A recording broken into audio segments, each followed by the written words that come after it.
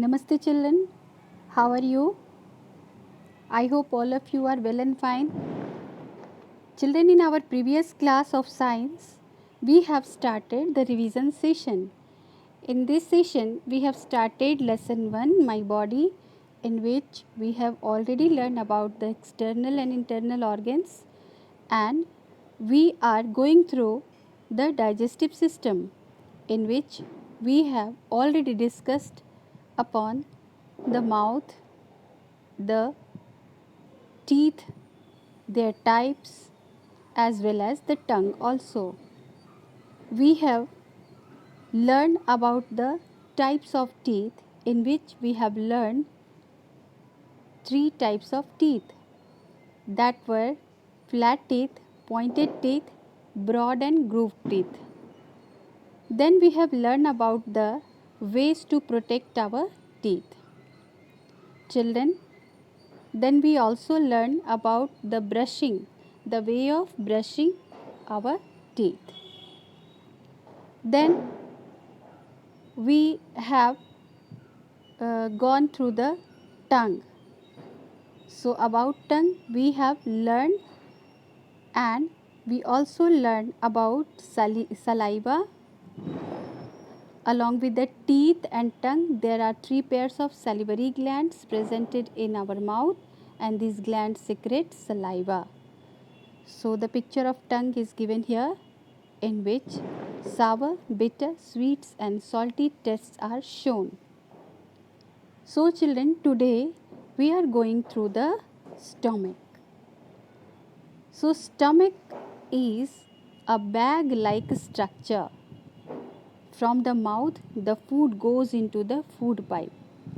So when we used to eat the food, first of all, we have our food in the mouth, then we chew it and swallow it, and then the food goes through the food pipe and enters the stomach.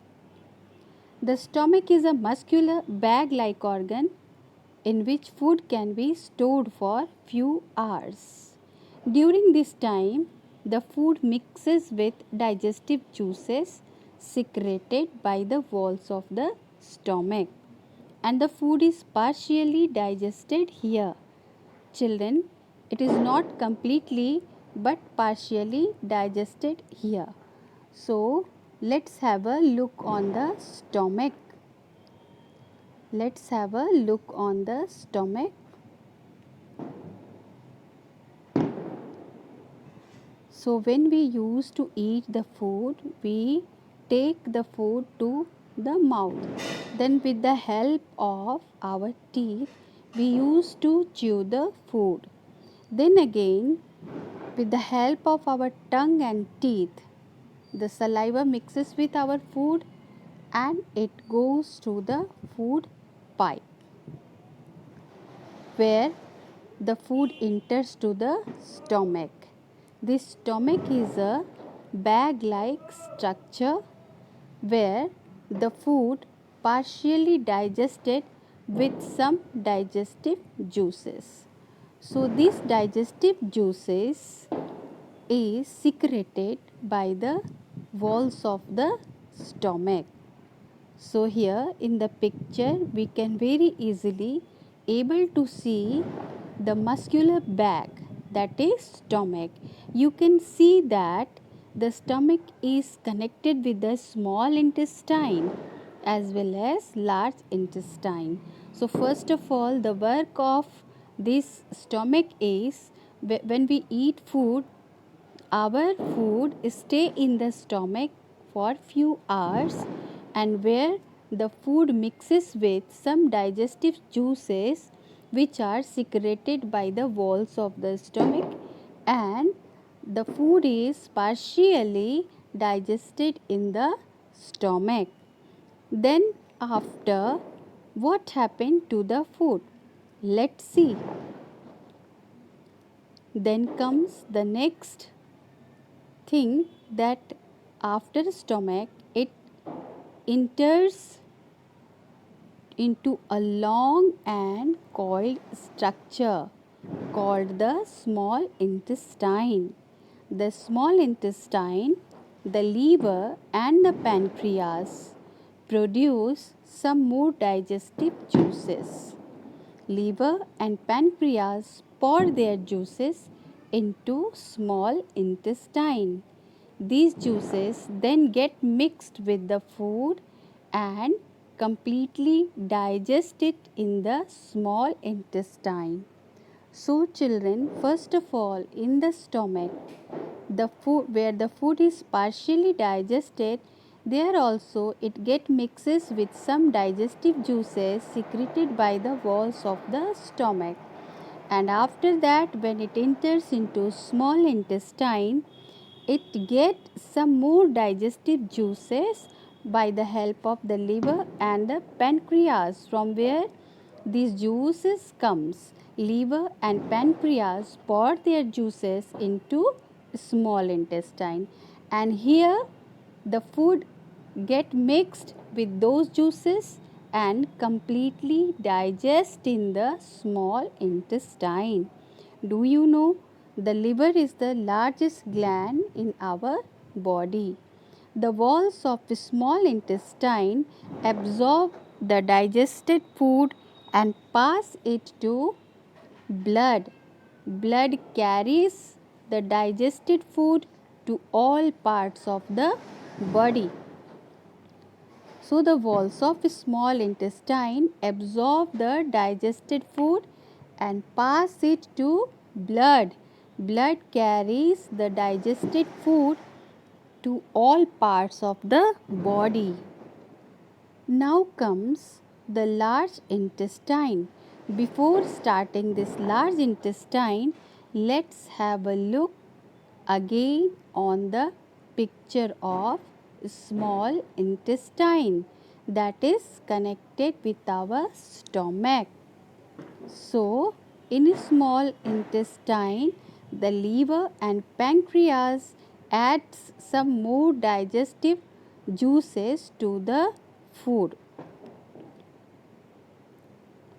Let's have a look.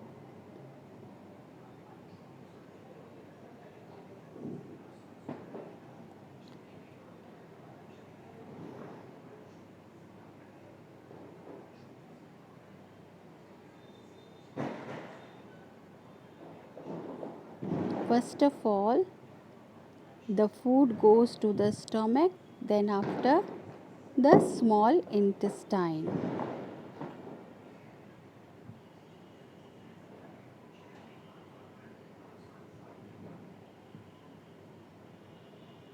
Here the picture of a small intestine that is connected with the stomach. Now you can identify the liver and the pancreas. These two organs add some more digestive juices to the walls of small intestine. Then the food is completely digested in the small intestine, where the digested food is converted into blood and it is sent to other parts of body. Now let's learn about the large intestine. Have a look on the large intestine. Now let's learn about the large intestine. So the large intestine, the undigested food passes into the large intestine. The walls of the large intestine absorb water from it and then pass it to blood. The undigested semi-solid waste is collected in the rectum and is eliminated through the anus. Do you know the length of small intestine is approximately 7 meters, whereas the large intestine is only 1.5 meters long. Means the length of a small intestine is longer than the large intestine. The length of a small intestine is approximately 7 meters, whereas the large intestine is only 1.5 meter long. So you must keep it in your mind. What happened to the undigested food? The undigested food passes into the large intestine. The walls of the large intestine then absorbs water from it and then pass it to the blood. The undigested semi-solid waste is collected in the rectum and is eliminated through the anus. So this is the work of large intestine. So the food completely digests in the small intestine, and the rest of the undigested food or the waste materials are the waste or undigested semi-solid waste is collected in the rectum and is eliminated through the anus. So this is the work of large intestine. So children, just we have completed the work of small intestine and large intestine. Now comes the way how the food should be eaten and how we should eat the food. While eating food, it is very essential to see what should be eaten and how it should be eaten. One should wash hands before eating. Chew the food properly before swallowing. Not speak while chewing food. Eat green vegetables and fruits every day. Eat a balanced diet. Take food at fixed intervals. Drink about 8 or 10 glasses of water every day. Do you know cooking makes food soft, tasty, and digestible? It also kills the germs that may be present in the food. Let's have a look in the given picture. This picture shows that we should drink plenty of water because water helps very much in the digestion of food. So we must have 8 to 10 glass of water every day. Now, importance of eating fresh and clean food. As we discussed, we eat raw as well as cooked food. Let's see how cooked as well as uncooked food can become the source of many infections. Now let's discuss upon it.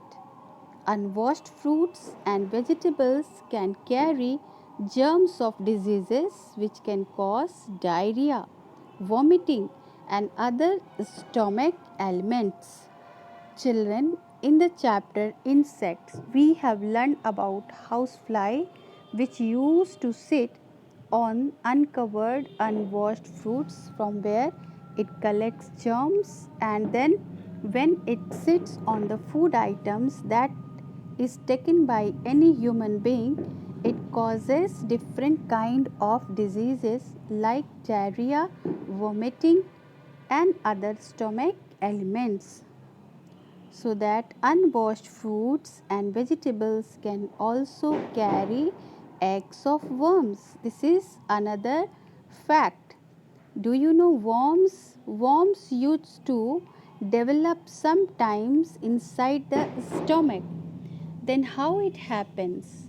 When people used to eat unwashed fruits or vegetables which are carrying eggs of worms, these eggs are too small to be seen by the naked eyes, and when people used to eat such kinds of fruits and vegetable, those eggs of worms get inside the stomach. When these eggs reach the stomach of a human being, they hatch there and produce worms. These worms live in the stomach and intestines and consume the food that has been taken for human body. And people having worms generally look weak, pale, and unhealthy. That's why sometimes when you go to the doctor for any stomach problem, the doctor prescribes one medicine for the worms. sometimes those worms used to develop in our stomach, and various problems are created by those kind of worms. Such people are looking weak, pale, and vomiting tendency is there. So those people are not able to digest their food properly. So these are the problems that has been caused by unwashed fruits and vegetables. Now next point is peeled and cut fruits and vegetables which are exposed to the flies and dust can transfer germs into the body and thus cause many diseases like jaundice, cholera, etc. So children, when some people used to sell their items like peeled and cut fruits in the roadside, in the just like street foods, and those items were exposed to the flies and dusts, that's why they can transfer dust germs into the body, and it may cause many kind of diseases such as jaundice affect the liver a lot, and cholera also.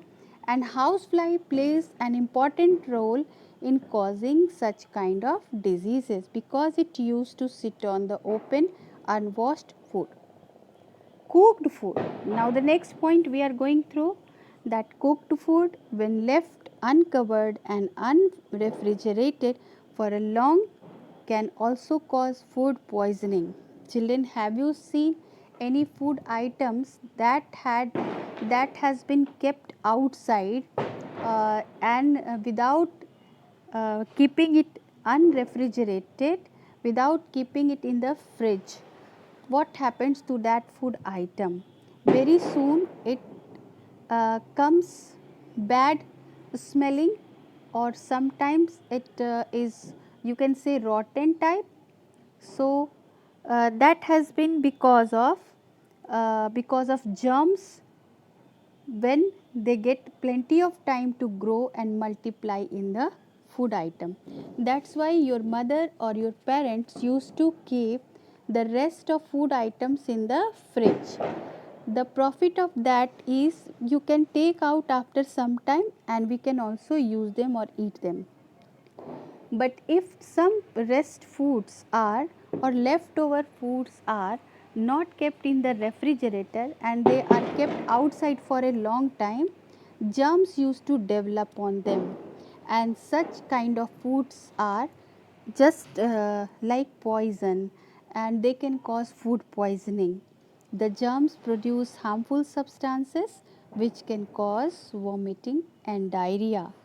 So such kind of problems occurs when we eat without keeping it in the refrigerator, or sometimes uncovered for a long time. Do you know, children, it is very important that a person suffering from diarrhea and vomiting should be given plenty of cooled boiled water containing a small amount of sugar and salt. So children, in such kind of disease like diarrhea, people are having a loss of water because it causes vomiting tendency, vomiting, you can say, loose motion, and that's why loss of water in the body affects a lot. So to fulfill the loss of water in the body, that person should be given plenty of cooled or boiled water. Sometimes we can very easily take electrol powder also from the market, and the affected person should be given that electrol powder, mixing it in water also. But when this is not possible, that person should be given plenty of boiled cooled water. Means water is first boiled, then it will be cooled, then after adding adding the amount of sugar and salt in it. So in this type of water the affected person should be given to fulfill the loss of water in his body. So this is the chapter, children. Now comes the keywords. Keywords: canines means the four pointed teeth in our mouth. Diarrhea means a problem or an ailment in which body tends to lose too much of water through stools.